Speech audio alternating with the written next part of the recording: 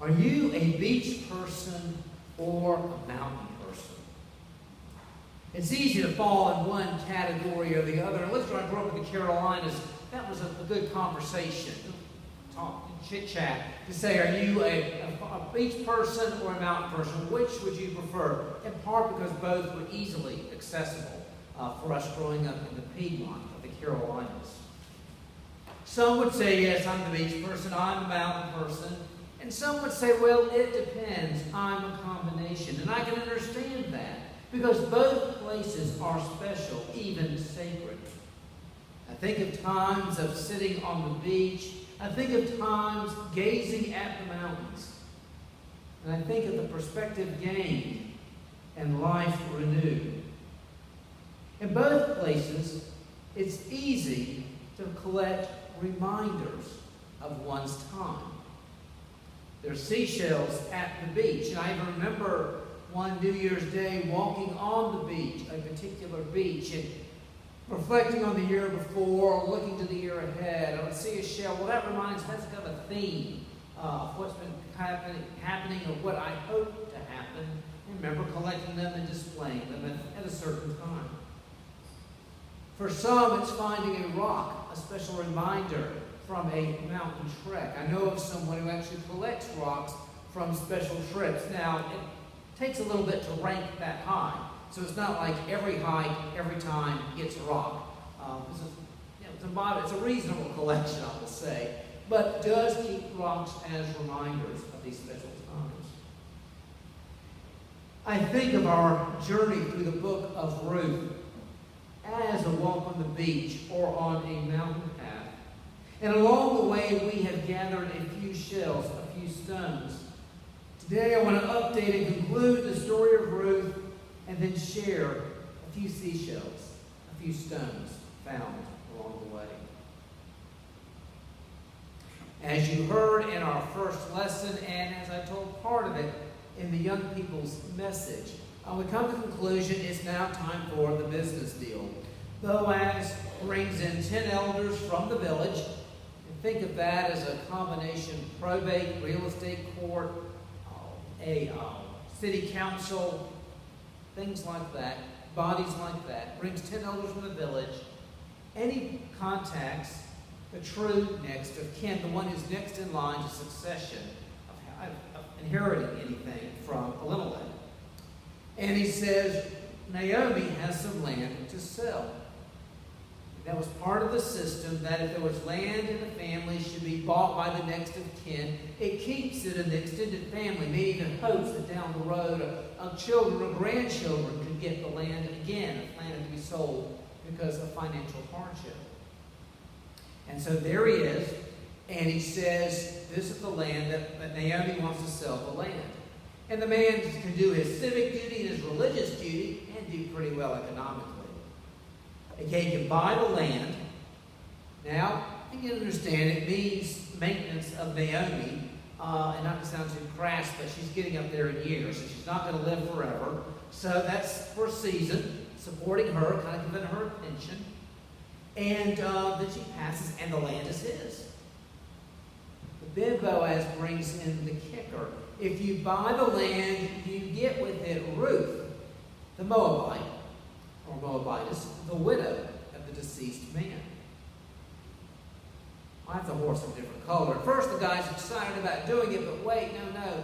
That means I marry her, and in a situation, you could have basically allow a second wife in this case, but she has any children, she has a boy, he inherits the land that I bought, and, because he's also my son, he could get some from my children. That could complicate my inheritance, could set up, this could mess with my arrangements. And so he declines. He has the right of first refusal, and he refuses. And so Boaz, as the next in line, does the duty. He buys the land, he marries Ruth. And we see there the child that comes as a result of that. We have in this book that heads up that this is the legacy of King David. And in the Gospel of Matthew, the family tree of Jesus, Ruth is mentioned in that. So Ruth's story is part of the story of Jesus Christ. Our story here has moved along to its conclusion, its joyful conclusion. We began with Naomi and her husband in Bethlehem, briefly referencing them there with their sons, but there's a famine, and so they have to leave. And that pretty much moves the action pretty quick away to Moab. But it does begin in Bethlehem. And after all the adventures and challenges and struggles and triumphs, leading the land in famine and reinventing themselves in Moab, and then the losses they experienced there, and then coming back in poverty, Naomi is back where she started in Bethlehem. Life seemed over, and now she has a place, a home, a family, a position. In fact, the book, besides the family tree, ends with Naomi holding the baby. Sort of a godmother, nurse, nanny, de facto grandmother here. For our purposes, Ruth's story begins as she marries into this family, and she is widowed, and she has her adventures, challenges, struggles, and triumphs. And now she has a place, a home, a family, a position. She has a husband, she has a son, and he's a man of property. She is now the lady of the manor. For Naomi and Ruth, this is life renewed. We began the journey with bitterness and anger, and we saw Ruth look for options, and then Ruth pursued the option of gleaning. We saw a change of attitude as a plan is put together, and Ruth pursued her option to the next level. And this week we see life that was interrupted is now life renewed. We see God's hand over all of this process. They returned during the barley harvest. And this is actually a good time because there's work. There's plenty of work to be done at harvest time. There are many options. She has the option of gleaning, and she pursues it. Ruth has found just the right field. And Boaz is moved with compassion and admiration. And even if she was directed and said, that field belongs to somebody who's next to kin, that's a good place to start, she did not know what kind of reception she would have gotten from the foreman. Or if Boaz would just kind of say, howdy, and be on with his business. We see here Boaz act as the kinsman redeemer. More than one person has noted that this is an example of foreshadowing of Jesus Christ, who redeemed us. We were lost, and he paid the price for us. So what seashells, what mountain rocks have I found? First, in all of this, I see the redemptive power of God and God's providence. In this case, we see the whole process. At times in this life, we only get glimpses. We only see small pictures. This does not deny the tragedy and the heartache and the heartbreak that takes place. It's all there. And we also see the right field at the right time and the right response. Through our lesson, our first lesson today, we see that Ruth's story is part of the earthly story of Jesus Christ. And second, I see an awareness of stages. It begins with grief and disorientation, leading to new orientation. We saw the cycle briefly at the beginning. They start with the famine, they go to the new land, and the boys get married. That begins their new orientation. But death soon follows, and they are back to a time of disorientation and grief. And as the chapters unfold here, we see it takes a little longer, or described a little longer, of the options and the plan that take place, that in time will lead to new orientation.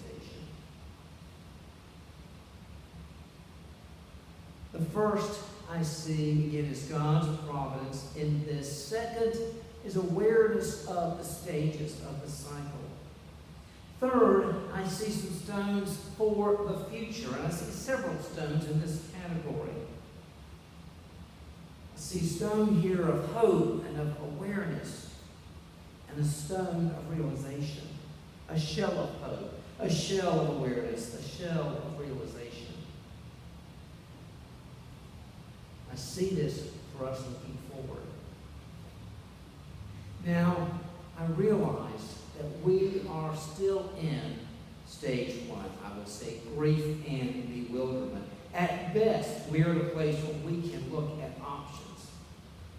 However, these are still the early stages. In fact, I think maybe we are in part 2 of stage 1 even. And there might be a stage 3, a part 3 and a part 4 of the first stage. We have our daily reports, and it appears that we remain in a time of uncertainty. In this country, we're in a time of pain and confusion and frustration. This is a time when many scabs are knocked off and old wounds are oozing and new wounds are found. This is a time to acknowledge many levels of frustration, and this is a time to listen.